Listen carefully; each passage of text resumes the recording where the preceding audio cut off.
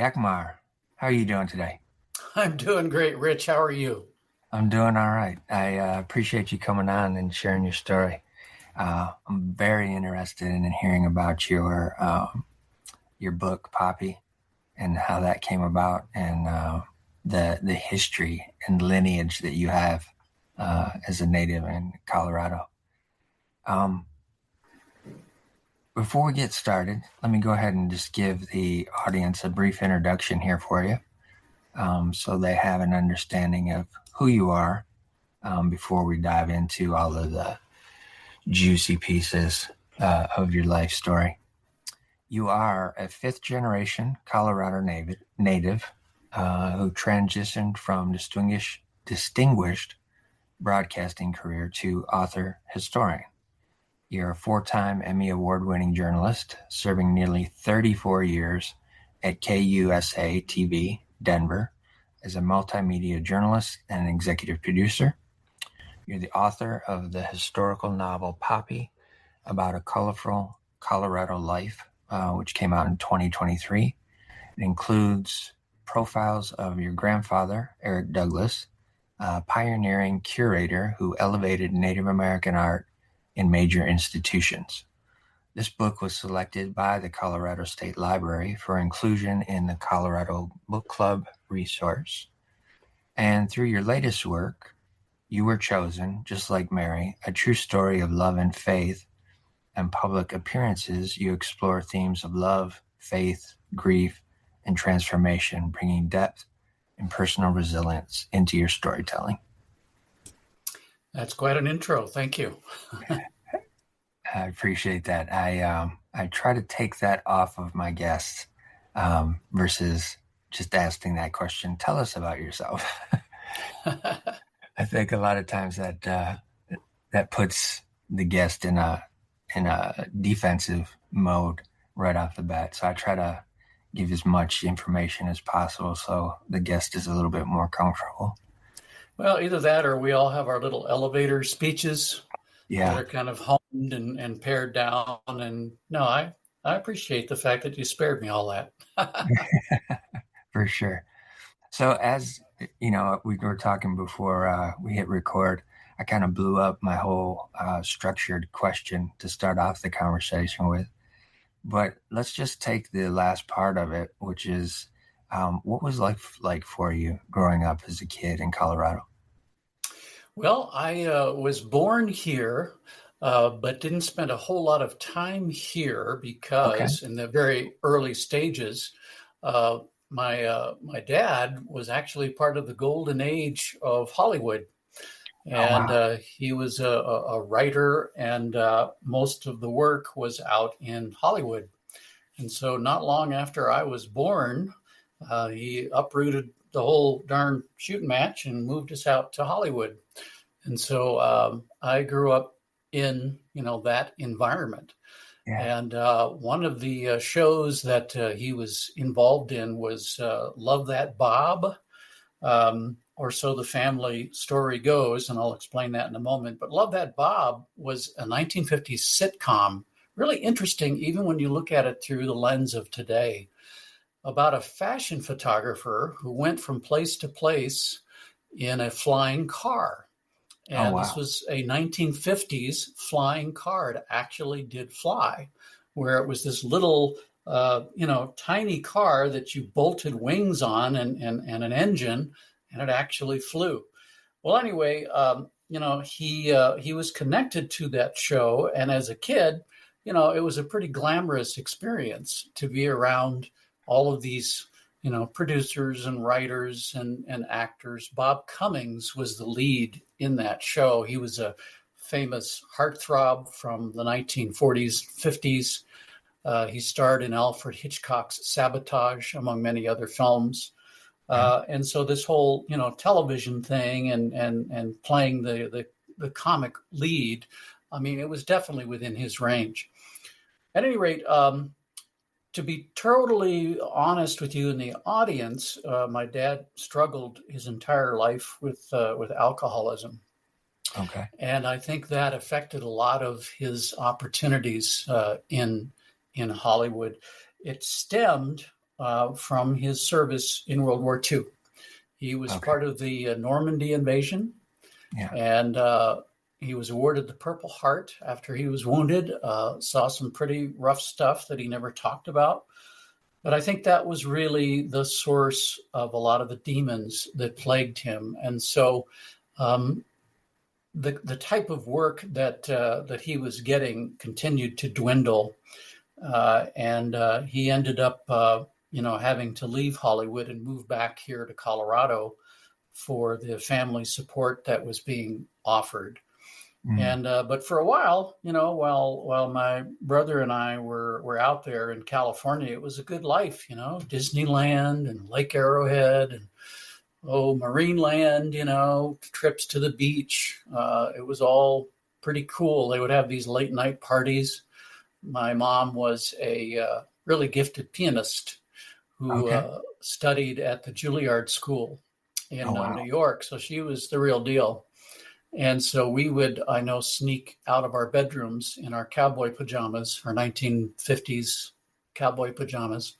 And we would look at these adults, and it just all seemed so exotic. And it was, this smoke filled living room and laughter and all of that. Yeah. So there were good memories, but also bad ones because the alcoholism, again, just kind of really made a huge mark, a huge dent on the family. Yeah. As did my mom's mental illness that was hidden for many years, Oh, but wow. then surfaced, as our situation deteriorated. So kind of a mixed childhood. Yeah. And, I'm quite candid about this in my new book that you referenced. You Were Chosen Just Like Mary, about just the impact that it had on my brother and myself. And I remember, Rich, being probably around 11. I think I was 11. And after, things had descended to a lot of drunken fighting, police visits, Mm. neighbors gossiping about, what's going on with the Maher family. Yeah. Yeah. And I just remember after one particularly rough night making a promise to myself, I am not going to live like this. This is not going to be me when I grow up.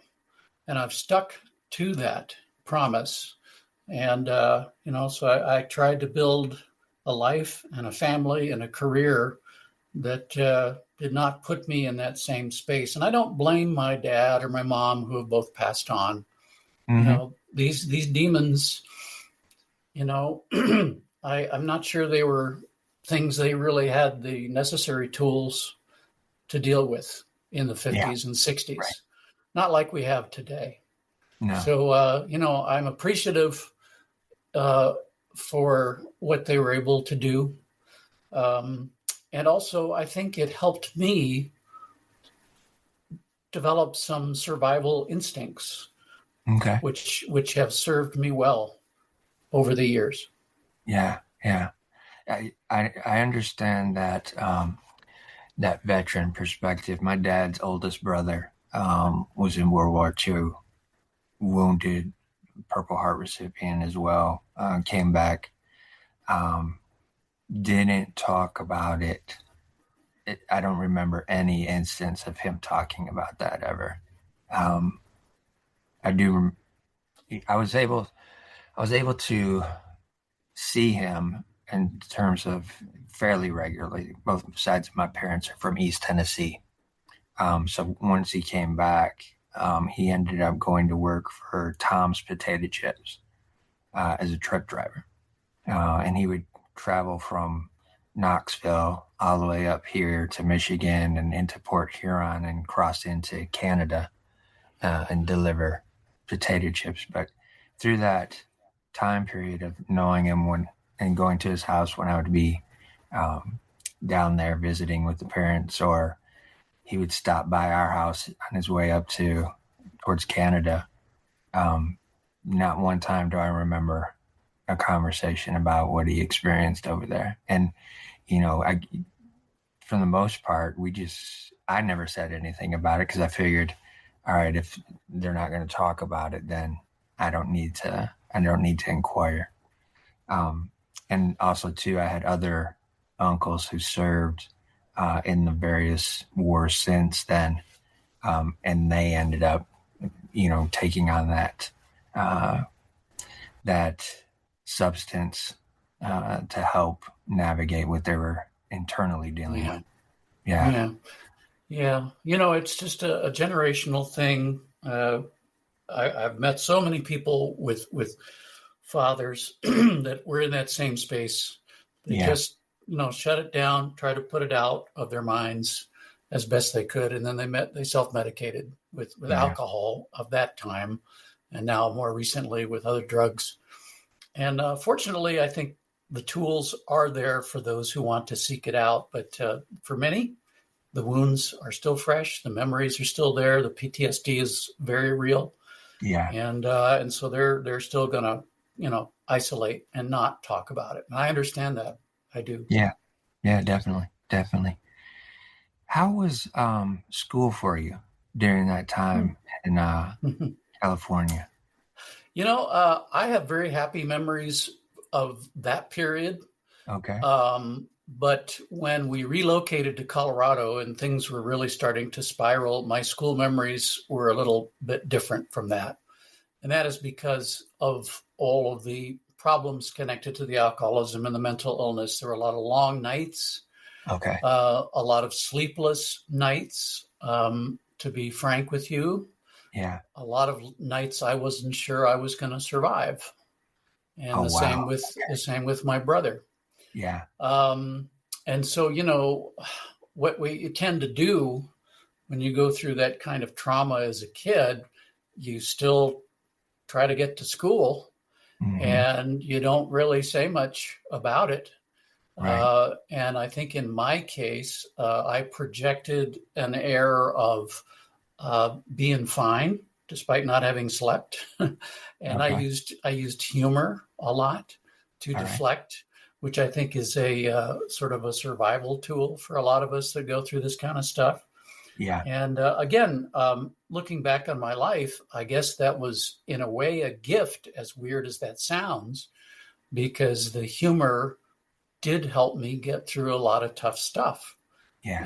When you see things and you experience things, I think you have the choice of becoming part of the darkness Yeah. or finding the light, and almost the bizarre humor that can arise out of these situations. And when I've talked to other people who've been through these kinds of things, we kind of share that quality a little bit, that you're either going to laugh or cry. Yeah. And so, I channeled a lot of that humor into my school activities, which included journalism. Okay. I ended up on the school paper. I was attracted to the whole, what really, now that I think of it, it's funny, this just popped in my head. One of my mechanisms for dealing with the world I was in was comic books, and especially Ah, Superman, DC. yeah. And so Clark Kent in the Daily Planet. Wow, this guy's a reporter. That's pretty cool. I wonder what that's all about. So I joined the school paper in junior high. Now we call it middle school. Yeah. And I continued that into high school, working on the school paper, and just found that I had this ability to write and to communicate, and that was a great way to channel that. I want to tell you briefly, because I made reference to it earlier, about my dad's Hollywood era. Hmm. And when I became old enough to start looking back on things, when I had a lens that wasn't so close to it, Yeah. I tried to find my dad's name in connection with Love That Bob or other 1950s projects. Okay. And strangely, it didn't pop up in any of the materials that I was able to locate. And so that made me think, well, either he did the work anonymously or maybe he didn't do it at all. Interesting. And it's a big question mark, and kind of in the background of all of this. The reason I'm able to talk to you today, Rich, is because of my grandmother. Very, very selfless woman Mm. who was part of a whole different world than our world. Yeah. She was my mom's mom, and she was connected to my grandfather and the Denver Art Museum and all of the work he did with Native American artists. And she could have lived a really comfortable, stress-free retirement. Hmm. But after she saw how our little family was spiraling, and then my dad just dropped dead of a heart attack one day in his early 40s. Mm. I was 14, Wow. leaving my mentally fragile mom in charge of our little 3-person family, Right. and it just devolved from there. Well, she obviously recognized what was happening and swept in, moved in, stabilized us, made sure that the rent was paid, that we had clothes on our backs, that we had food to eat. I would not be here without her. Her name was Frida Douglas, and we Hmm. called her Baba. And yeah, she is the reason that I think I was able to escape all of that and survive and hopefully thrive. So I wanted to Yeah. make sure I gave her some credit, but also that yeah, I don't know to this day, was my dad part of all of this, or was he just getting help maybe from Frida, or I'm not really sure to this day how that all worked out. But, you know, I do know one thing. At his funeral, it was a military funeral at Fort Logan here Yeah. in Colorado. They gave him a 21 gun salute, Hmm. and his tombstone had the Purple Heart inscription and the Bronze Star. And he was a war hero, and he had his faults, and he was an alcoholic, but he went through hell. Yeah. And Yeah. seeing that funeral and hearing those rifle shots that day when I was 14, sitting there under the canopy, smelling the smoke drifting over from the volley, and seeing the flag being folded into that tight triangle and being handed to my mom. Yeah, I saw my dad in a whole different light that day. Yeah. I imagine so. And that service is what allows us to do what we're doing today. The freedom that we have, and the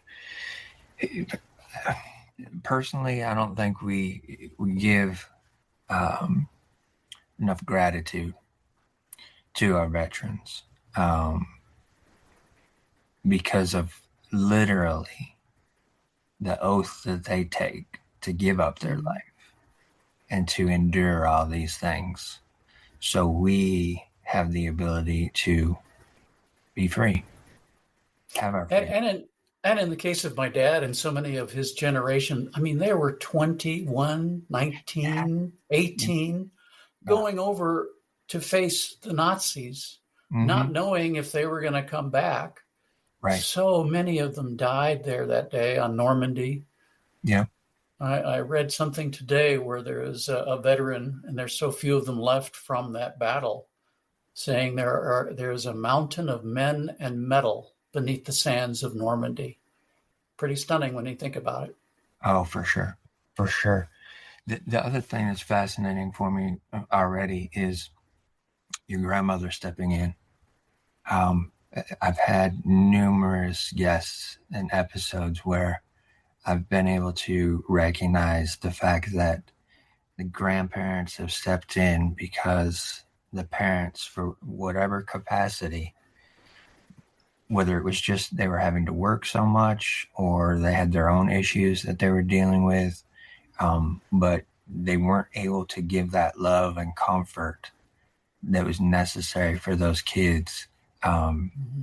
during their lifetime. And those grandparents step in, make the difference in the world for them, um, show them the love, show them a way that's different than what they're experiencing when it's just them and their parents. Um, and I know I've had a really close relationship with my mom's parents, not so much with my dad's, Didn't know my grandfather on my dad's side because he passed 6 months before I was born. Hmm. Um, but my grandmother, all I remember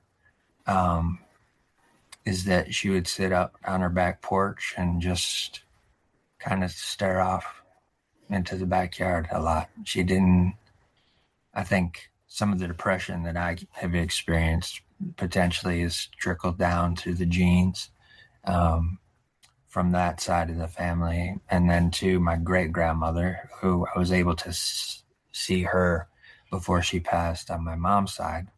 Um, she was a midwife for many years in the East Tennessee mountain area. And she had a sadness about her as well. She didn't have running water where she lived. She didn't have electricity. Everything was oil lamps, and it had an outhouse out back and a water pump out back from a spring that she would get her water from. But yeah, the grandparents have been a constant in this series of conversations where they've stepped in and taken over a little bit of the necessity of showing that love and a little bit of balance. It's such a beautiful thing and such a selfless thing, and a great model for those of us who are lucky enough to be grandparents. And I Right. am one. And I think about her a lot in terms of my own dealings with my own kids, and what am I trying to teach them, and what kind of support Yeah. am I providing? And if you would allow me, I'd like to talk about my grandmother as it relates to this book, Poppy, that you Absolutely. referenced. Sure. So it's so interesting. She had this whole other life, as I said, and yet she didn't talk about it. It's kind of like my dad didn't talk about World War II. My grandmother didn't talk about this amazing chapter of her life involving the Denver Art Museum and these Native American artists until one day I was in high school. As I said, I was on the school paper, and she came into my bedroom, and she had this little magazine tucked under her arm, and it was a copy of Empire magazine. It was a supplement to the Denver Post. Okay. And she handed it to me, and she said, "Jack, you may want to hang on to this because it's about our family." I kind of looked at her, what? Wow. And the cover story was about the Douglas family, about her husband, this world that they had created up in Evergreen, which is west of Denver by about an hour in the mountains. And, I was still kind of the hippie, long haired teenager kid that, okay, cool, but I don't know that I really care. Right. And I put the magazine away. Fast forward many, many years later, after I've had this TV career and journalism career, somebody from the Denver Art Museum tracks me down at the TV station, calls me and says, "Are you Eric Douglas's grandson?" I said, "Yeah." "Well, I'm so and so from the Denver Art Museum. We have a society dedicated to your grandfather." "What?" Oh, wow. "And we would like you to come lecture to our society at the Denver Art Museum about him and his life and his contributions." Let me tell you, Rich, I was in a panic. I was used to dealing with a lot of stress in Okay. the Yeah. world of TV news and deadlines and everything. But all of a Right. sudden, I am being asked to talk about someone who I barely knew through a magazine article and maybe a few conversations across the years. Yeah. And so I found that old magazine supplement, and that led me to some very fast research and a 90-minute lecture I somehow cobbled together before this Douglas Society. Being very Right. honest, I said, "Look, probably most of you know more about this guy than I do, but Yeah. I'm going to do my best." And so I kind of stumbled through this lecture. And after I was done, I made another promise, just like I did when I was a kid. I said, someday I'm going to write a book about him. because he's so interesting and his life was so interesting. And he was certainly worth more than some stumbling lecture that I was able to pull together. Yeah. And so I did after I left the TV world. That's what I did. I took 2 years to write about Poppy, is how people called him. And Okay. I learned so many things during that 2 year period. And I'm happy to talk about him if you have that interest. Absolutely. Yes. Yes. All right. Well, I need to tell you that the reason that he had this love for Native Americans and the art that they created was because of his father. We're talking kind of, we got a theme going here, don't we, with families and Yes. generational ties. Yeah. His father was an Episcopal priest, and he Ah. was widely known for his music. He was a music liturgist, that's the term.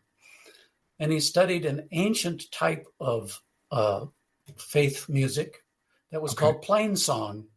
And I don't know if you've ever been in an Episcopal church or even a Catholic church, but if you ever hear monks singing unaccompanied, they're just Yes. chanting, Yes. that is called plain song. And it dates back centuries. It's ancient music. And his dad felt that this music opened up windows into heaven. And so Oh, he wow. dedicated himself to transcribing this music, adapting it for use in modern churches back in the late 1800s and 1900s, modern being a relative term. Right. Well, he was from the New York area. He was tireless in this, and he worked himself to exhaustion. And one day they found him at the base of his organ, passed out. He was in a coma because Oh, he wow. had been working so hard on this. I mean, he just would be around the clock trying to work on this music. And his superior said, well, I think you need to do something about your health.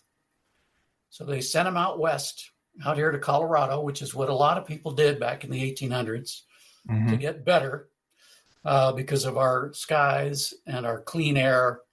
A lot of Right. tuberculosis patients would come out here. Yeah. Yeah. So he came out to try to improve his health.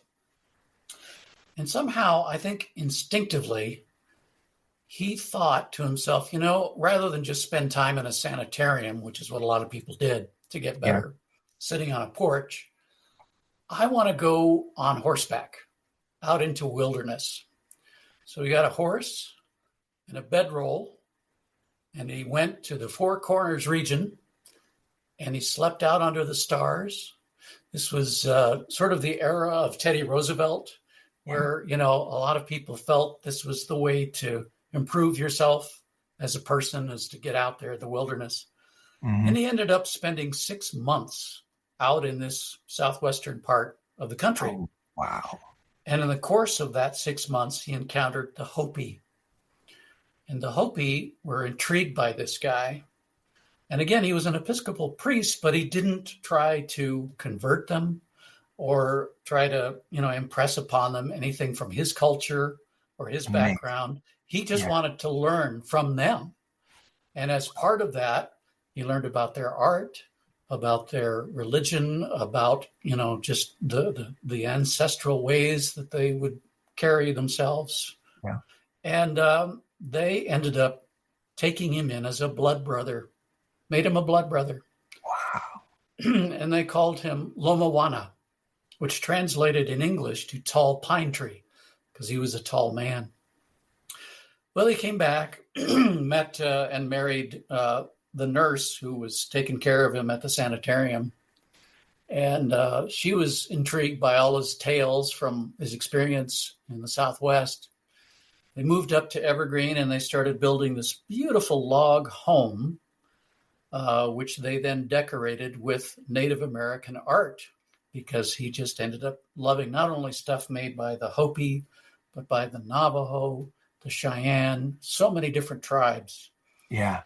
They had this boy, his name was Eric, and this love of Native Americans was basically transmitted to him. And he ended up helping start the Denver Art Museum. Okay. and specifically the Native Arts Department. What it's called today is Native Arts. Back then it was called Indian Arts. Mm-hmm. But because of all this stuff that his folks had collected up at the house in Evergreen, that was pretty much the basis of the collection for the Indian Arts Department. It was mostly the family's stuff that they had bought that they put in this museum.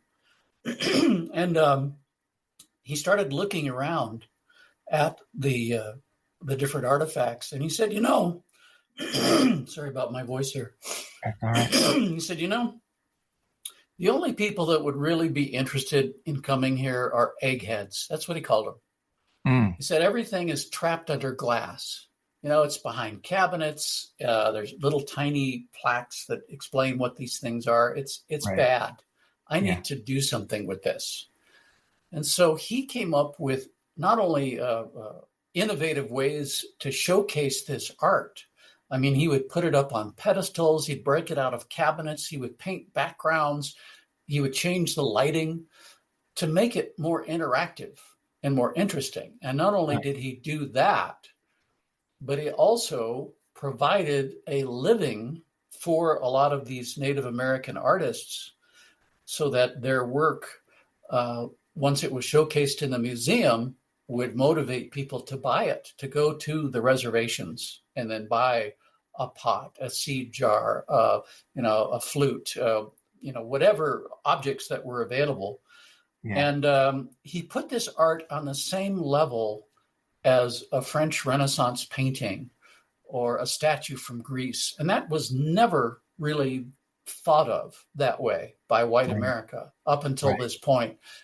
A lot of people just thought, oh, this stuff is like some cheap souvenir you can find down in Santa Fe. And my grandfather, Eric Poppy, said, no, this is art that should be elevated in a museum and can beautify your home. He always used that term as well when he would try to convince people. This is art for our time. It's not something stuck in the past. They're still making it to this day. And yes, some of it are ancient designs and patterns, but some of it is very innovative. And to this day, the techniques that he developed at the Denver Art Museum are in use not only here in Denver, but at museums throughout the world. And I'm very proud of that legacy. Yeah, that's amazing. That's amazing. I had an opportunity, my only trip out west, I went to an art conference in Orange County. And on that flight, we had a layover in Denver. And when I walked through the Denver airport and saw how they had traditional pieces on display, I was blown away. Now, with my parents being both from East Tennessee and go to the Smoky Mountains, go to Pigeon Forge, Sevierville, all those little towns leading up into the Smoky Mountains. Once you go over the mountain, you go into Cherokee, North Carolina, and the reservation there. So I grew up seeing that as my example of what Native culture looked like. And a lot of it at that point in time was really, for lack of a better word, imported to sell cheaper. And so I found it very contrasting on that trip when I was laid over in Denver, how they had displayed the garments, the original pieces that were created, and how authentically it was presented as well. That was so fascinating for me. One of the things that, go ahead. I was just going to say, one of the things that I discovered in this research helped provide an answer to me as to why my grandmother didn't really talk about this chapter in her life. Because again, she lived up in Evergreen. She was part of this world, but her husband was away a lot on different trips connecting with these artists. He was in demand as a museum consultant all over the United States and overseas. And so he was away a lot. And I think she never told me this, but after researching what I researched, I came up with the conclusion that she was left alone a lot Right. with the kids. And either there was just resentment or perhaps disappointment, whatever emotion, you want to assign to that. And so Yep. that's why I think she didn't really talk about that part of her life. She was certainly proud that she was, connected to it. She was Hmm. a big city girl. She was from Philadelphia. And if Yeah. you can imagine Colorado in the early 20th century, it's not like the Colorado of today. No, not at There all. were a lot of dirt roads. Yep. Denver was considered a cow town. It was kind of a rough and tumble place. And so here's this big city girl from Philly, all of a sudden is inserted into this world. And so I'm sure it was hard for her. They met, I should say, when Eric was studying back east for his art, because at one point during his career, he wanted to be a serious artist Okay. himself. He wanted to Yeah. paint, but I think he came to the conclusion that he did not have the talent to be a respected painter. And so it kind of went in this different track into being a museum guy. And I will tell you, this might be of interest to you, Rich, and your audience. Um, you've probably heard of the Sand Creek Massacre. It's one of our more infamous chapters here in Colorado, Yes. where the army was sent in and basically wiped out this village on the Eastern Plains.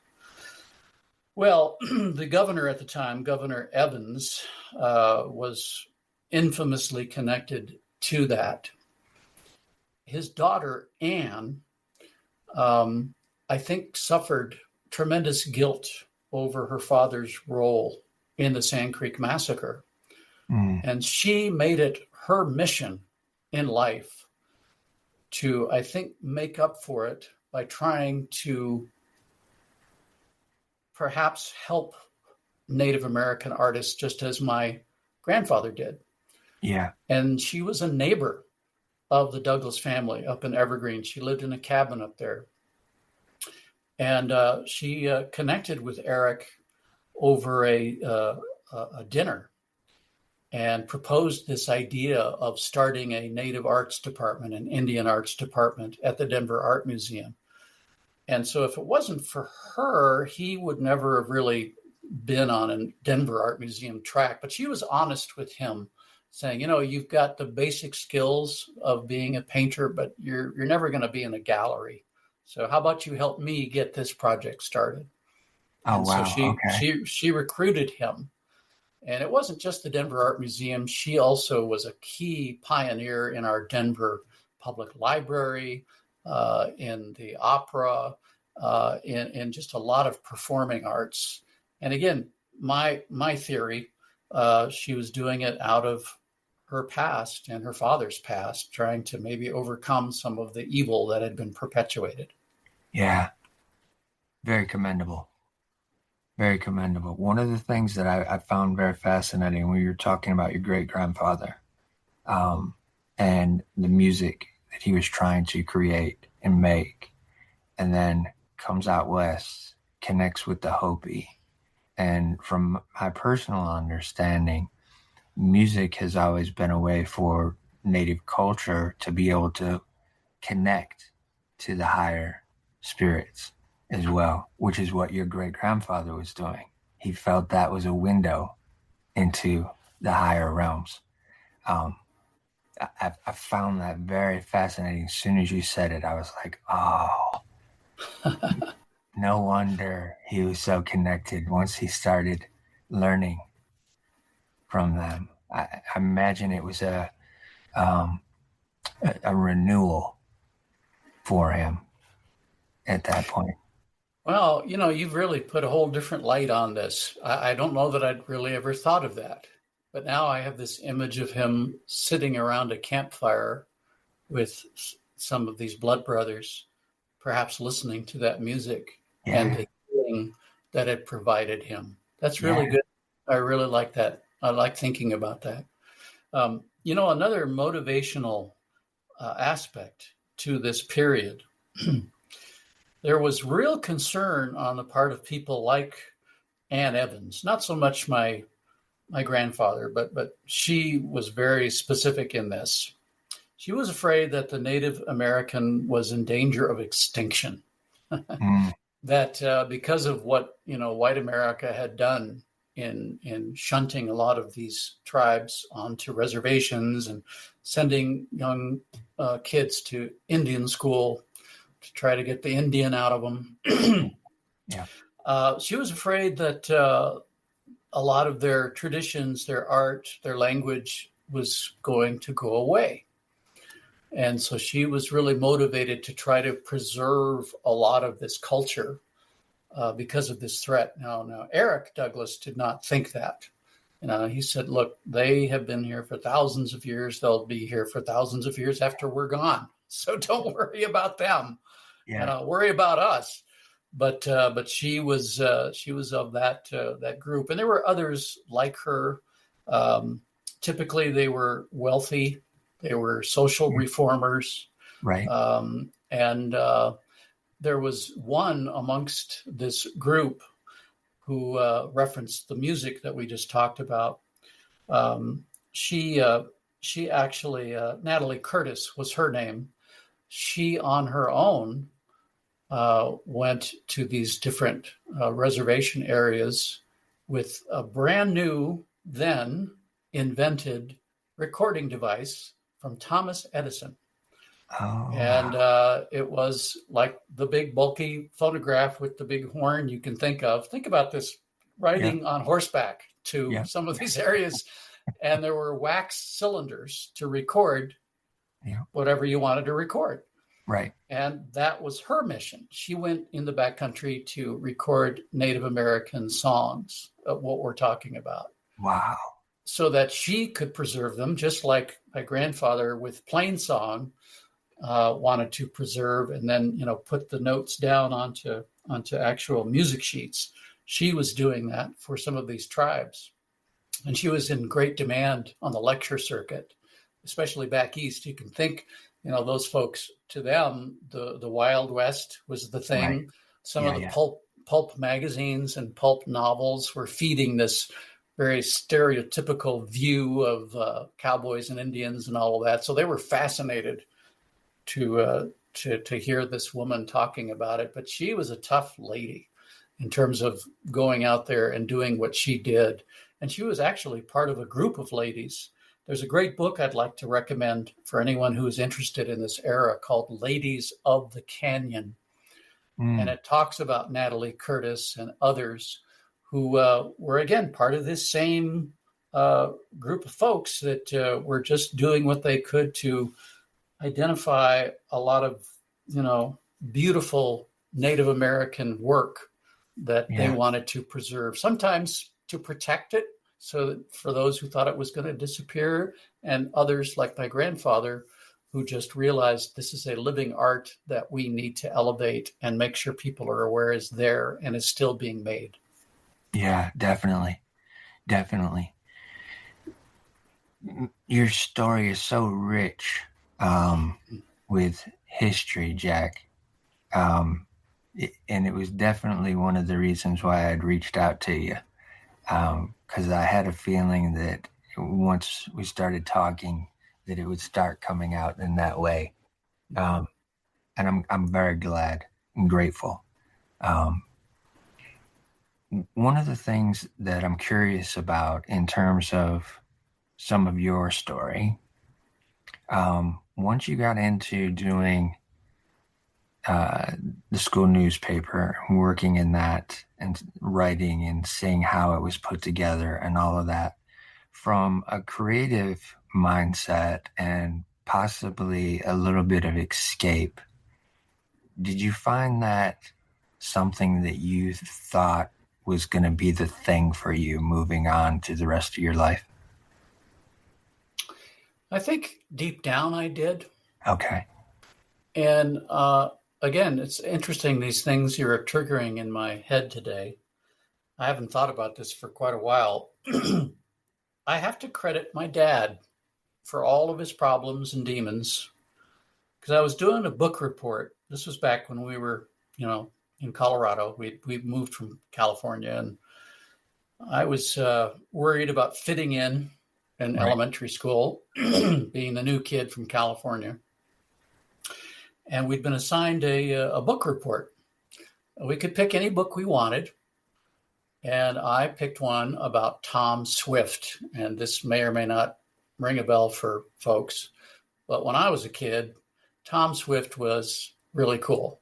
It was a series of books, kind of like the Hardy Boys. Okay. It's about this kid inventor that just was so brilliant. He, it was Tom Swift and his rocket ship and Tom Swift and his submarine. And, he was just inventing all of these things and having all these amazing adventures. I loved Tom Swift. And so I went to my dad and I said, Dad, I have to do a book report and I've never done one. Do you have any thoughts about how I could do it? And he said, why don't you make a shoebox theater? And I said, well, what is that? He said, well, I'll tell you, you take a shoebox, take out the paper, the little tissue that's inside, flip it over, cut a couple of slots in the bottom of the shoebox. Then you get some cash register tape and draw on that cash register tape different scenes you want to talk about from the book that you read. And then you pull the cash register tape through the slots in the bottom of the shoebox theater. So while you're talking, you can show what it is that you're talking about. Right. That was my first exposure to multimedia, when you think about it. Yeah, for sure. And it was a hit. I'll tell you that. Instead of some dumb kid just sitting up at the front of the board droning on, I had my shoebox theater. Right. Although I think about it now, I wonder, could those kids have really seen those little panels? I don't know. But so, yeah, looking back, I think that was a way for me to channel my creative instincts, just like it was with the school paper. Yeah. And the reason I ended up on the broadcast track is kind of fascinating. I had a journalism teacher in high school we called Mrs. Mack. She was amazing, wonderful instructor, just thought, you thought you could do anything. She was one of those kind of teachers that just, you've got the potential. Yeah. It's there. You can do it. Yeah. Well, one day she was instructing up on the third floor of our high school, and she looked out the window and she noticed a news crew that was packing up. They had done some kind of a story, a TV news crew at our high school. So she opened the window, and I'll never forget, she yelled down and said, hey, we're a journalism class. Can you come up and talk to us? And so they did. And it was a reporter and a photographer. The reporter's name was Ron Mitchell. The photographer's name was Butch Montoya. And they told us they were from KBTV, the ABC station in Denver, Channel 9. They told us about a typical day and about the adrenaline that fueled them to get through the different deadlines and the pressures. And I was just smitten, to use an old-fashioned word. I just thought, how cool would it be? Just like with Clark Kent and the Daily Planet. This is a real Clark Kent standing in front of me. And so from that moment forward, I wanted to be part of that TV news world. Well, Mrs. Mack, again, found this flyer from New Mexico State University that said, hey, there's a broadcast 2-week practicum, they called it. Go down, try it out, be exposed to a student radio station and some of the tools and things we have, see if you want to come here to school. So my best friend and I ended up doing that. We ended up going to New Mexico State, where I ended up learning all about TV news, broadcasting, radio. And that set me on a path that lasted really from then until today as a storyteller. And I am so grateful to Mrs. Mack for opening that window that day. Well, here's the real cool part of the story, Rich. Those two guys that came to our room that day, I ended up working with them. Oh, wow. And I ended up managing one of them, which I thought was nuts. Yeah. I was the executive producer. Ron Mitchell was the reporter, as I said. Butch Montoya ended up being a manager, so we were managers. But I said, Ron, you got to understand, I was the kid in journalism class and you came that day and we're talking about your job. Right. I shouldn't be your boss. And he was so generous and so humble. And he said, you are the executive producer. You need to approve my script and you need to be honest. Ron was amazing. He has passed away, but I am so thankful that I got the chance to work with him and with Butch and so many people at Channel 9 that were just amazing, gifted storytellers and journalists. But yeah, Yeah. if you can believe it or not, I ended up working with those guys. That's wild. That's wild. And also too, I think that lends to it, it lends to the,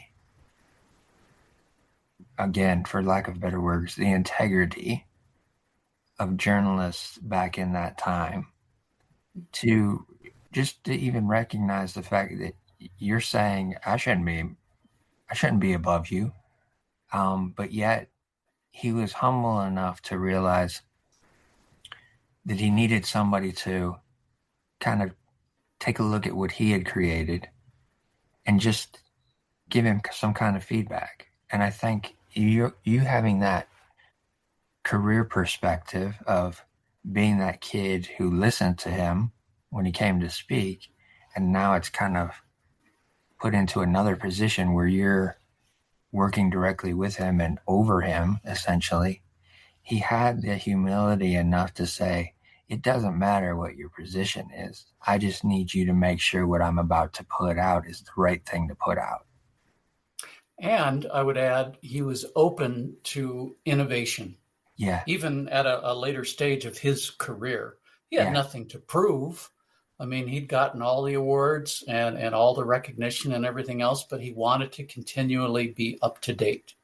And so right. I think some of us that had come in from other places were bringing in that perspective. And I would like to think that is still happening today at the station at a time when journalism is under such stress and Yeah, such pressure and such polarization. It's funny, I never thought of myself as being part of the legacy media, which is now how people look at that. yeah. Um, New all I brand. knew, all I knew was, it was important to tell you what was going on Yeah, in a way that was as unbiased as you possibly could make it, that yeah. was factual. We had a sign on the newsroom at 9. It's still there to this day, accuracy first. Oh, And so when wow. you walked into the newsroom, this vast newsroom and all its computer terminals and the assignment desk and the editing and everything, accuracy first. That's what you saw. And we really felt that we were helping uh, the cause of democracy. If you look at the founding fathers and why they made the free press and free speech such a big deal, it is a pillar. And now everybody's got a newsroom in their pocket, and Yeah, everybody's got a voice. And sadly, a lot of us are now in these little bubbles that we can design and live right. in blissfully. Yeah, And as I think I told you before we started, my advice to anybody about information is to try to vary the diet. So you hmm, have a lot of different sources coming in and that you are making up your own mind and not just parroting what somebody else is thinking or saying. yeah, exactly. Exactly. I wanted to touch base on your brother a little bit. Was he younger or older? Younger brother, his name was Chris. And he's a big part of why I wrote this book, too. Okay. Chris was a very talented artist, speaking of artists. Yeah. And I think he could have ended up as one of those guys that drew for DC, drew Oh, Superman, or really? one of the many superheroes. He was so good with Okay. anatomy. And I remember asking him to do a comic strip for the high school paper. We called it Super Jock. And it was a little bit of a takeoff on the Superman type character and interacting on a high school level. Right. Um, And he did some amazing work with that. Sadly, after high school, the art kind of faded from his life, and some other things took hold. And he got into, a rough crowd and some bad influences and drug abuse, Okay. alcohol abuse. And he ended up taking his life. Um, and that was the result, really, of a workplace shooting of which he was a victim.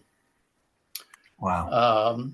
Because of this rough crowd that he was part of, one of these people was mentally unhinged. They had some kind of a squabble, and he ended up going to my brother's workplace, shot him multiple times. Ironically, Rich, it happened while I was producing a newscast, and I had sent our helicopter, Sky 9, over the site of the workplace shooting, not realizing it was my own brother. Oh, wow. In fact, it wasn't until after the show ended and I was down in the newsroom, we were doing what we call our post show, where we talk about, how things went. Yeah. And I got a call from the police department, and they asked me, "Are you John Maher?" They always use John when it's something serious, so I knew it was bad.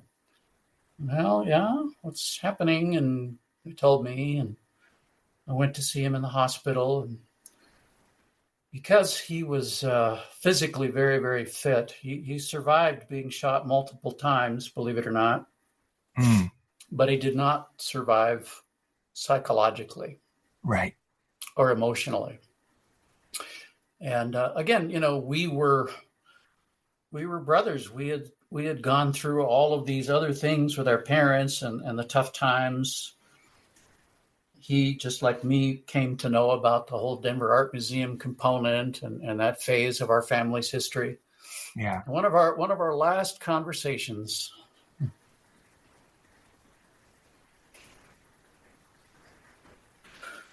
was in the front seat of my car. And he said, "Jack, will you make me a promise?" And I said, "Sure."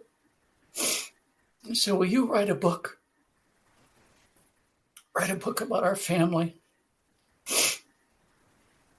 And I said, "Yes, I will. It may take me a few years because I was raising a family and had a busy TV life. But I promised him that I would. And so at the very beginning of this book, I say, for Chris, a promise kept." Yeah. And I'm so glad I was able to do that. And I think about him a lot.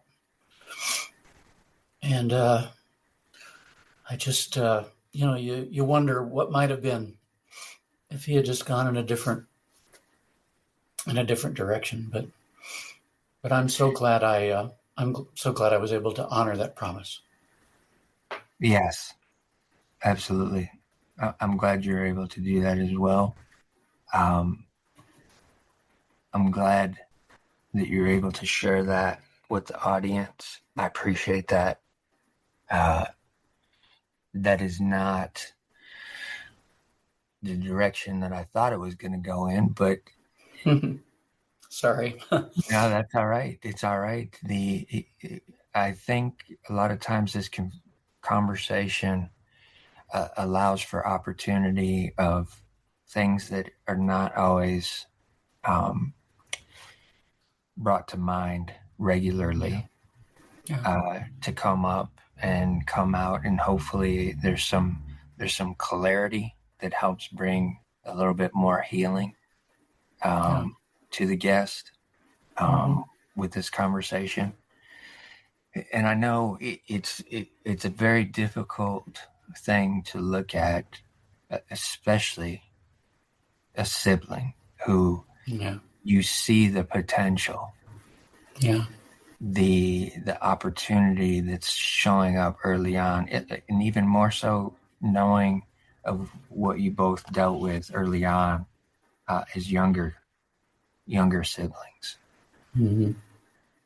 And to have it turn into that type of an ending too early, that's difficult. It's very difficult. Um, I I have a sense of understanding, not a complete understanding, but a sense of understanding uh, based on my own personal story of what the mind does um, to daily life and trying to get through a day, and how a lot of times there's a voice that's in there that just keeps chirping, and we can't get it quiet. And we opt to try to bring it to finality. Um, And Rich, what's so interesting as I sit here and think about all of this, some of the same tools that I used during the alcoholic mental illness years yeah. at school to pretend everything was okay came right back after Chris's death. Mm. Because I don't think a lot of people in the newsroom knew, you know. Yeah. I just really didn't make a big deal about it. There was a few, but I think I just submerged a lot of the pain and a lot of the misunderstanding of what happened. And I just plunged right ahead back into the TV world and the deadlines and the adrenaline.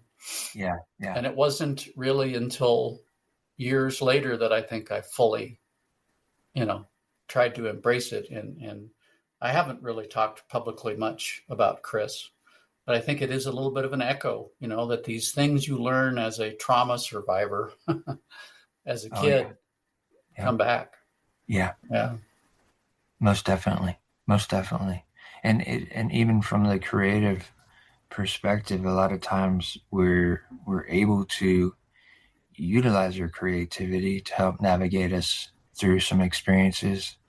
Um, but from what you're saying, it didn't seem like Chris was able to use that as a way Yeah. to cope a little better. Yeah.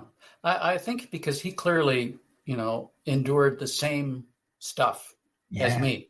We went yeah, through it together. We processed it very differently, I think. mm-hmm, yeah, And he was just, again, drawn into this other world that, by that point, we weren't living together anymore. We'd moved on. yeah, I'd gone on to college and career and everything, and he'd gone on to his life.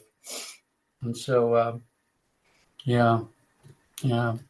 And I need to tell you, both of these books, they they did channel a lot of things, yeah, because this one, the second one that just came out this year, is about my sweet Becky. And I think for both Poppy and You Were Chosen Just Like Mary, I channeled my grief into the writing of these books. okay, And I would just advise any artist out there or wannabe artist that if you suffer some kind of loss or challenge, to think about using your gift as an artist to tap into that. yeah, There's a book out there called Dark Night of the Soul oh by yeah, Thomas More, mm-hmm, and it draws upon ancient Catholic teaching that basically says, okay, when you come across something bad, something rough happens in your life, you have two choices. You can sit in the darkness and spiral, or you can mine it for the gold it contains. yeah, And I think that is what I have tried to do with these books. I mean, I haven't even gotten into my story about Becky, and I don't know if you have the time for that, but it was another case of just mining something very sad for something good. yeah, yeah. Let's step into that if you are Mm-hmm. open to it, Jack. You bet. You Let's bet. let's start talking about how that came about. You bet. All right. Well, I need to take you back All right. to November 21st, 1970. And some of this is going to be through a very Catholic lens. So I hope that's okay. No, totally fine. So there was this Catholic school in Denver. And this was during the period, not long after my grandmother swept in and stabilized us. So I started to feel kind of like a normal teenager again. And so there was this dance Friday night at this school, St. James. And I went, and back in those days, we actually had live bands, and you actually asked girls in person to dance. I don't know how people date now. But, I don't either. but back then, that's how you met people. Yeah. And so I'm in this gym, this Catholic school gym, and I look across the floor. I'll never forget, very shiny wood floor. And there by the exit is this beautiful, gorgeous redhead, way out of my league.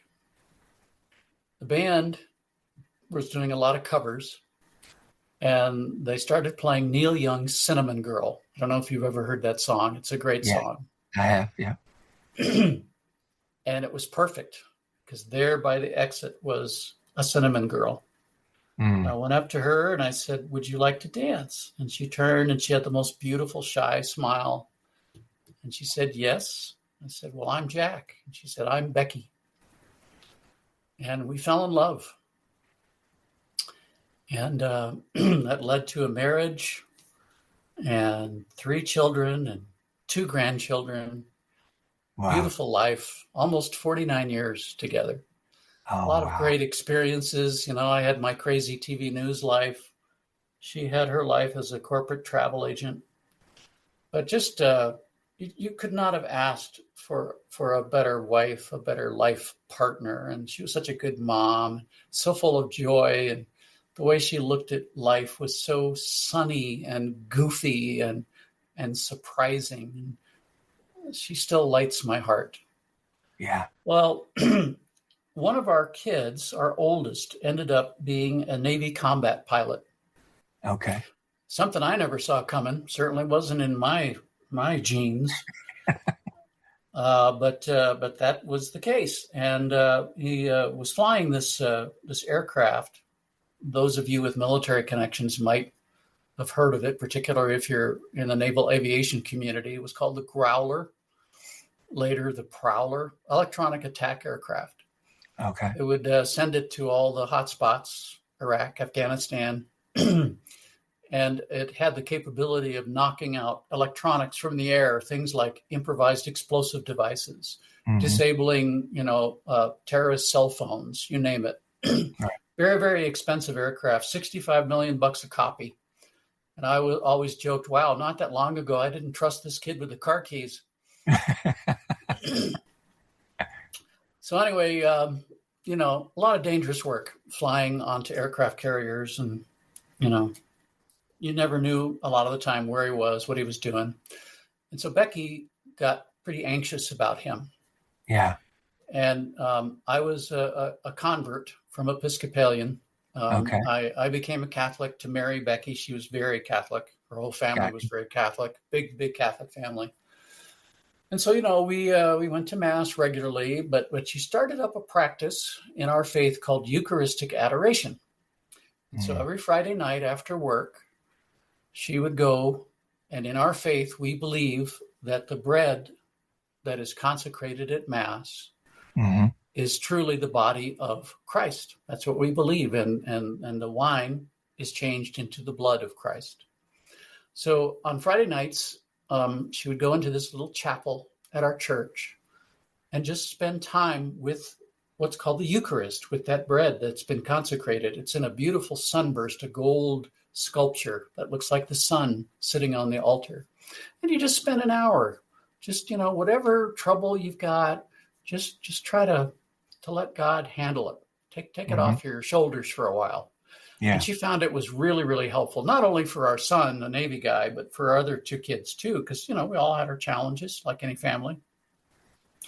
Well, this particular night, May 31st, 2019, and these dates I'm giving you are important. I'll explain why. All right. She was in the chapel with just one other guy, and he was a real troubled soul. He was weeping openly, just having a real tough time. Mm. And Becky, even though she was this corporate travel agent, was pretty shy by nature. That was one of the qualities he loved about her. After the hour was up, they were going out of the chapel to their cars in the church parking lot, and she approached him. She said, I couldn't help but notice you're new here. And I wanted you to know that we have a beautiful church here. It's called Ave Maria. And a great pastor, great ministries. You know, you're going to like it here.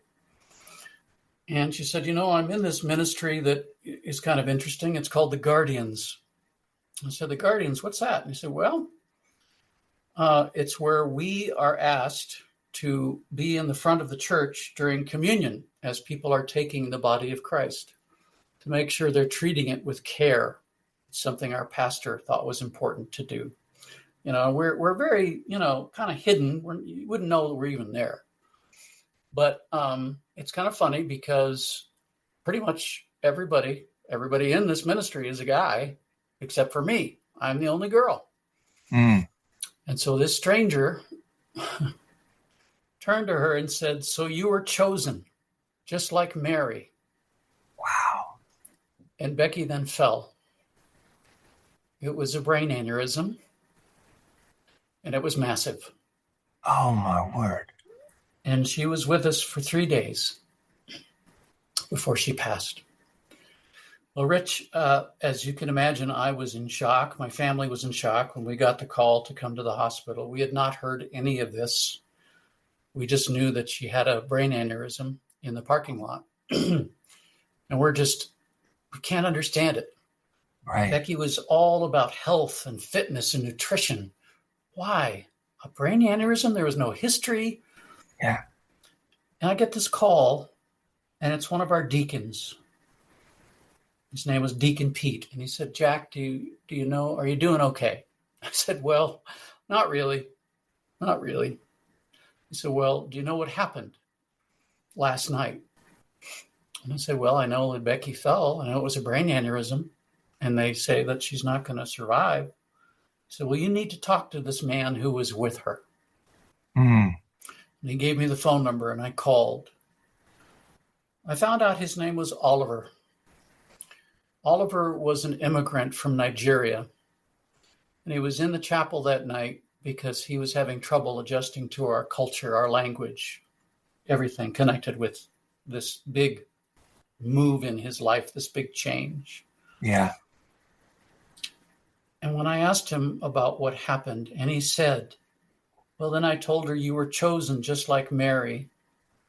And he started crying. I started crying. I said, Oliver, what did you say? He said, you were chosen just like Mary. I don't know what motivated him to say that. Yeah. But I got to tell you, Rich, all of the grief that was bottled up inside me spiraled out. Wow. Because to me and to my family, when I heard this, I realized this wasn't just some random medical incident.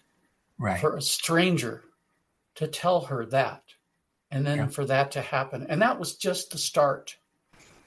My granddaughter, she pointed out on our Catholic calendar, she said, Granders, that's my grandfather name. Granders, do you know what day this was? I said, well, May 31st. No, look at it. It was the Feast of the Visitation in the Catholic calendar. The day when we celebrate Mary visiting her cousin Elizabeth. Mary is pregnant with Christ. Elizabeth is pregnant with John the Baptist. John the Baptist leaps in the womb to have the Savior near. And that got me thinking, well, I'm going to look at the night we met, November 21st. That's the Feast of the Presentation, when Mary was presented at temple by her parents. Mary was at the beginning. Mary was at the end. I've got chills, Jack. Rich, this was only the start. This was only the start. I have been on a 6-year spiritual journey since that night in the parking lot to try to better understand what God was trying to tell me and us through this. I have been to the Holy Land on a pilgrimage right before the war. I have been on a Marian apparitions pilgrimage to Fatima, to Lourdes, to Medjugorje, and I'm going to Rome at the end of next month. Mm. And it's all in service to understanding this. And again, I don't want to monopolize your time you're giving me here, but I will just tell you that I have had some incredible graces, physical graces that I know are from God. Yeah. And I look back on our life together with Becky and myself and all the things that we've been through, my brother's suicide, a lot of other stuff. God was there. Mary was Mm. there. I just didn't realize it. Yeah. Do not do not think that you're monopolizing the time. We've got all the time in the world, Jack. So All right. Well, then I I'm going to want tell you you to some be, more stuff. please Okay. do. Yes. And I hope wherever people are on their own spiritual journey, whether you're Catholic, whether you're an atheist, wherever you may be on that spectrum, I just hope this will be of some use to you. I Yes. will tell you that writing about it, as a journalist, I knew that I was putting a lot on the line. And a lot of people are going to think, oh, Jack's gone off the old rails. Right. But I can tell you this, I have produced thousands of hours of news.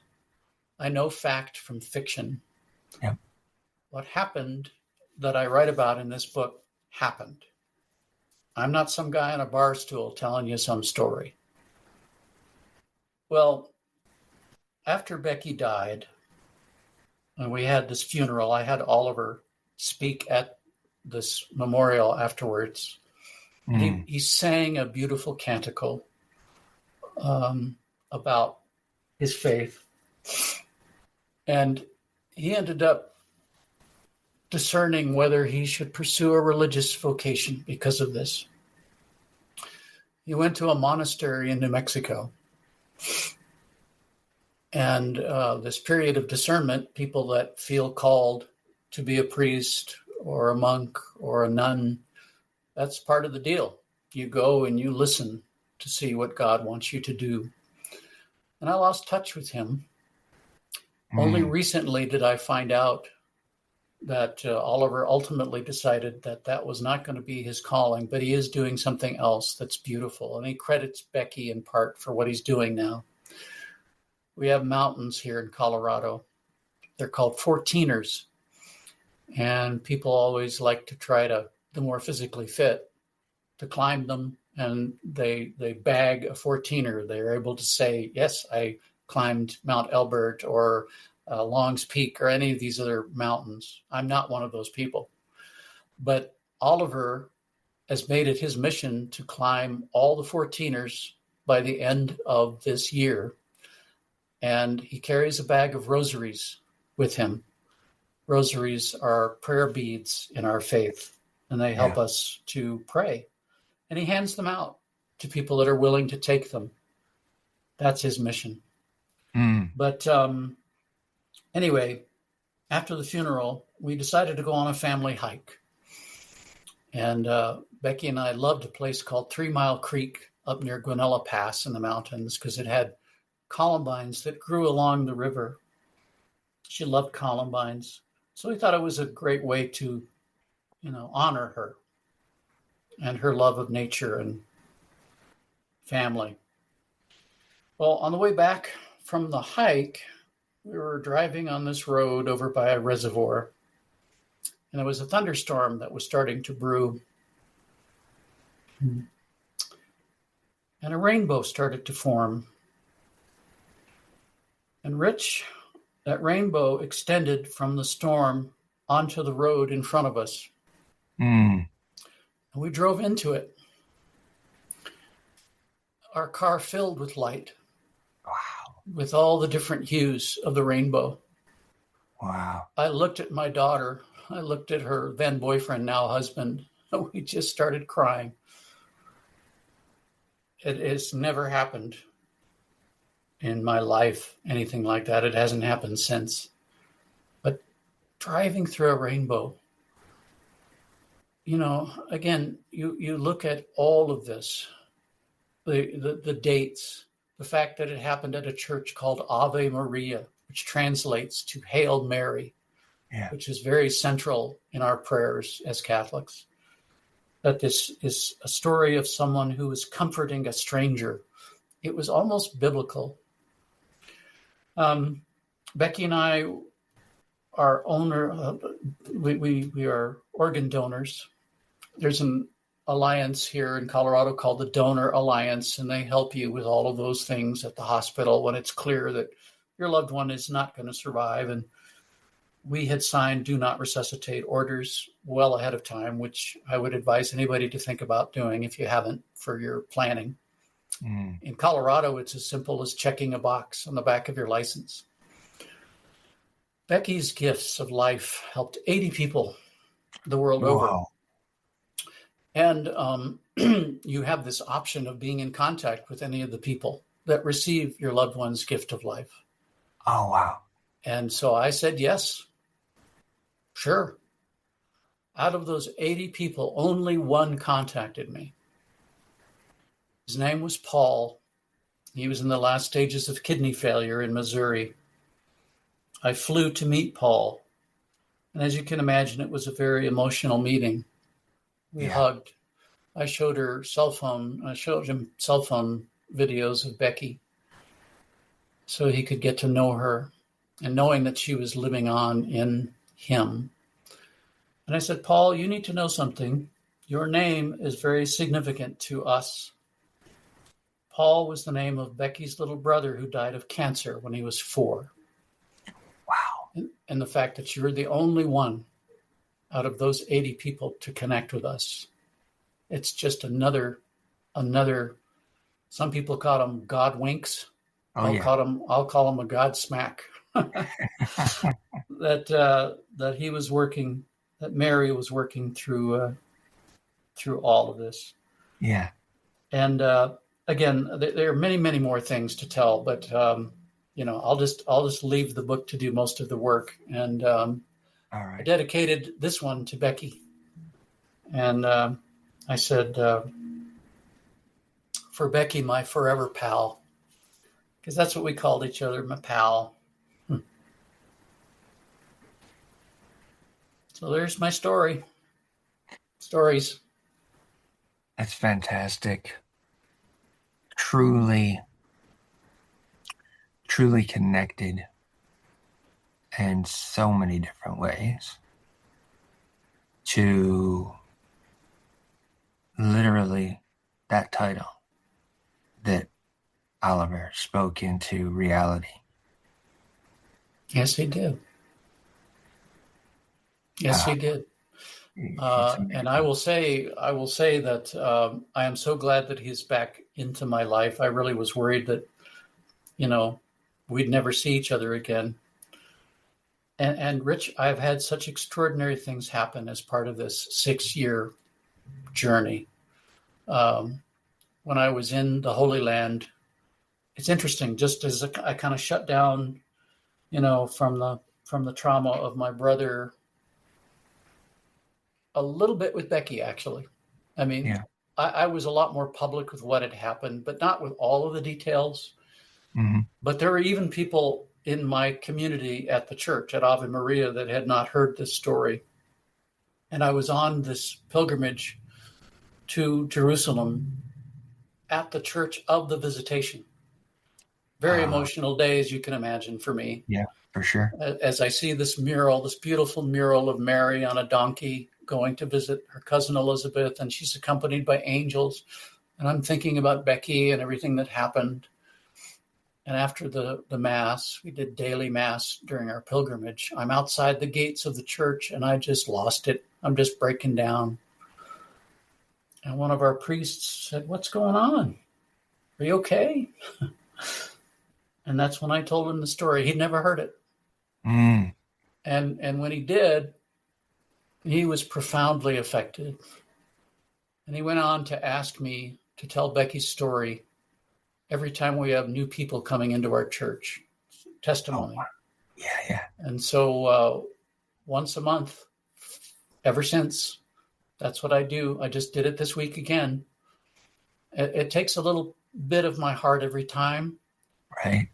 but if in some way her story and my story can soften hardened hearts Yes. and bring them hope, Yeah. then it's worth it. Yeah. That that thought right there, Jack, is I think what is so powerful in you continuing on with this book that you've written about this story, the willingness to be here with me today to share this to the creative community. I think it'll do exactly that. Well, we have a saying in the Catholic tradition, there is a great cloud of witnesses. Yeah. And if I can be just a little wisp, a little piece of that cloud, Yeah. then I think God put me into this story. Because you got to think about that too. Oh, yeah. He put me into this story for a reason. Yeah. And I could have kept it hidden, never talked about it, just like my dad didn't talk about his World War II experiences, or my grandmother kind of limited talking about her life with the Denver Art Museum. But not this. I felt compelled to share this. Too many incredible things have happened to keep this quiet. And so you can think of me what you want, but I will tell you the people that have taken the time to read this book and this story, it's brought a lot of them back into the church that had left. I imagine. I imagine so. The interesting component for me in creating this platform is because part of my story has a winding road through faith and belief, and now to a new understanding. I started off in public school, and in third grade, I was going into the fourth grade for the afternoons because of the creative things that my teachers were seeing within me. And at the end of that third grade year, they came to me and offered for me to go into this accelerated program called Project Plus, which was for students who were showing this creative flair, this creative spark, and to give them a little bit more exposure into what possibilities could be. And what was going to take place is when I moved into the fourth grade, I'd be going for half a day to the high school at that point. So I would have more access to art classes and different things like that. But at that point, my parents had been going to this new fundamental Baptist church, and the church decided that they were going to open a school. And so my parents pulled me out of public school, pulled me out of this opportunity that I felt like was going to be something that really allowed me to express more. And so I was put into this fundamental Baptist school, which was small. I was in the same class with seniors essentially because it was so small, and it was a self-taught study program. It was called the Becca Book Education, ACE training, accelerated Christian education. So each course per year was broken into 12 booklets. So you could go through them as fast as you wanted to, or however.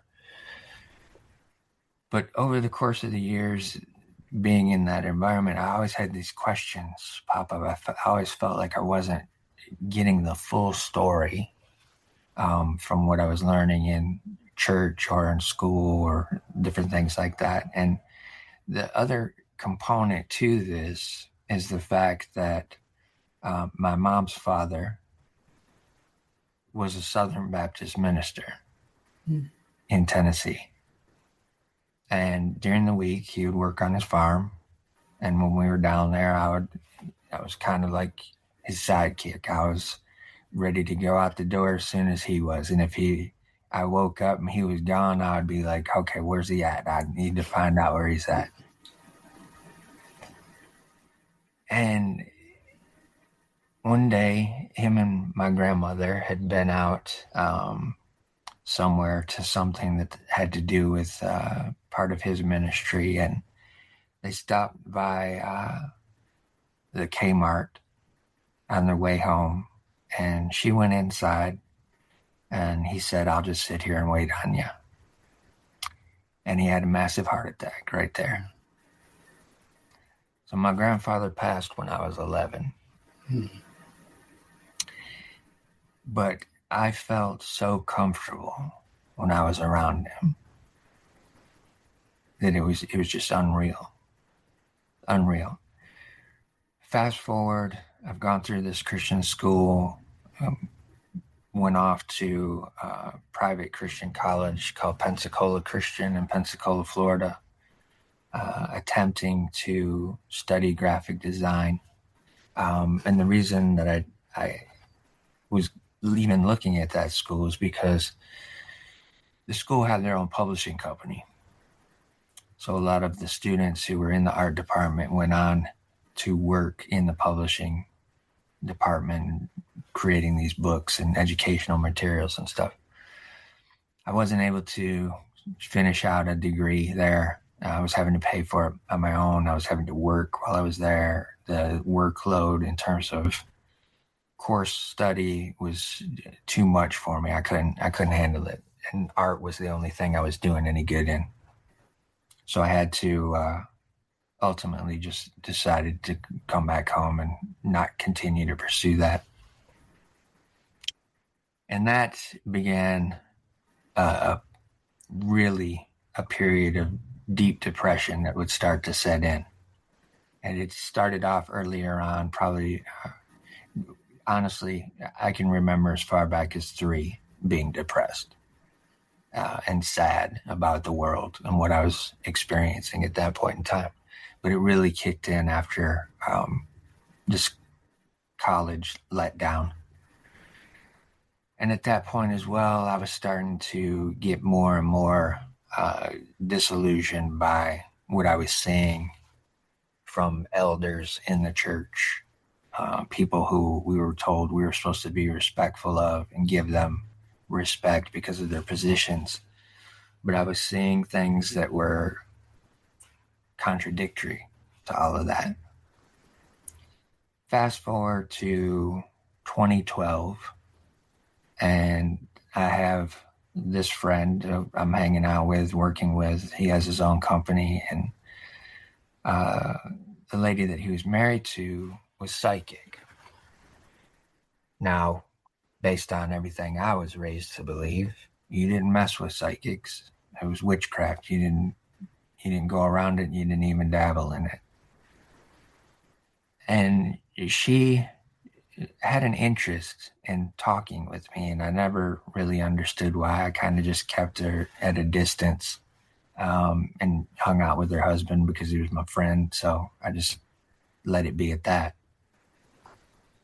And after a while, they ended up getting to a point where they got divorced. And she had reached out to me to try and see if I could give her some insight into what I knew about him and what may have been going on from his side of the perspective that she might find some clarity in. And I started to realize that she didn't seem to be that quote unquote witch type person, that she seemed rather normal.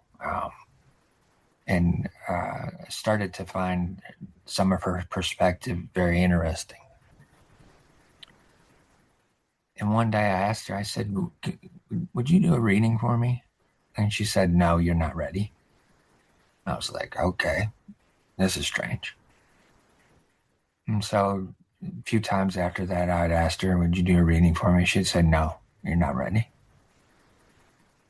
And finally, the final time I asked her, she said, no, you're not ready. And I said, I am ready. Like, if I'm ever going to be ready, I'm ready now. And she started telling me some information about what she was receiving in terms of visuals and information that there was no way possible she would have any knowledge of. And what she started describing to me was an instance that my grandfather and I had when I was a kid after a day of working out in the hay, mowing a field of hay, and it being so hot and we just being tired and sweaty. And we decided to go to town to get some kind of refreshment to cool off a little bit. We went to town in his truck. We pulled into this grocery store parking lot, went inside, got something to cool us off, came back out, dropped the tailgate, and just sit on the back of that truck, cooling off, relaxing. And she starts describing this information to me in detail. Now, I had not told anybody. He didn't tell anybody. It was just our thing, just between us. And the more and more as the information came through, I was realizing this is my grandfather. Now, my brain is not really comprehending what's happening because it doesn't seem possible that this person that I've been told that her ability is complete witchcraft, that she's able to do this. Even more so that my grandfather, who's the Southern Baptist minister, is the one who's bringing this message through her to me. And ultimately the message was, you know more than what most do know. And what you know and understand and can sense is true. And it's even more than what you've learned over the course of the years. And I'm just bawling at that point. Mm-hmm. Because it's a realization that, yes, this is my grandfather giving me this message through her. That all of the stuff that I had known and felt and sensed about not getting all of the information in the way that I was raised, that there was more to it than that, was finally some clarity in that I could start to open up a little bit more. And so I've told this a few times throughout the episodes, but I feel that it's even more poignant in this episode with what you described in a sense as a God wink, which is a term that I use. Mm-hmm. But you also said it was a God slap that you experienced. Yeah. Wow. Well, Rich, thank you for sharing your heart with me that way. It says everything about you. And I will say the veil between here and there is very thin. Yes. And it's very easy sometimes to see that other side if we just open our minds a bit to it, to the possibility of it. Yeah. I'll just leave it at that. Absolutely. And our hearts as well. Yep. Yeah. And the reason that I brought that up, Jack, is because it not only is this platform for creatives who may or may not struggle with mental health issues, but it's also it, even more evident today, has been a component of reaffirming faith within individuals and what that can do for them and help them moving forward in life, and the resiliency that it can build up if it's something that individuals wish to be open to. And if that's the thing that helps them, then all the better. I know it sounds really crazy to say, but sometimes suffering can be a gift to a Yeah, creative. yeah, yeah. And with that as well, it can also be the thing that changes everything. Mm-hmm. If you let it. Right, right. Sometimes it takes a lifetime to understand that. It does. Absolutely does. I Jack, am this gonna go gonna have to run. I've got a meeting to get to, but I just want to say, Rich, that I've done a number of these podcasts, and I've never had one go as deeply as you've gone with me. And I am so appreciative of you and what you are doing with this podcast and with your life. Uh, you are providing some very badly needed light in a dark world. Thank you. Thank you. I appreciate that. And back at you. I appreciate you being open and sharing as you did today. I truly believe that, this is a fantastic place for us to be able to close out. I appreciate the extra time that you took to be able to go into some more of the story of your life. And one of the things I always want to remind the audience at the end of each one of these is to listen to your heart, but also be kind to your mind. Love that.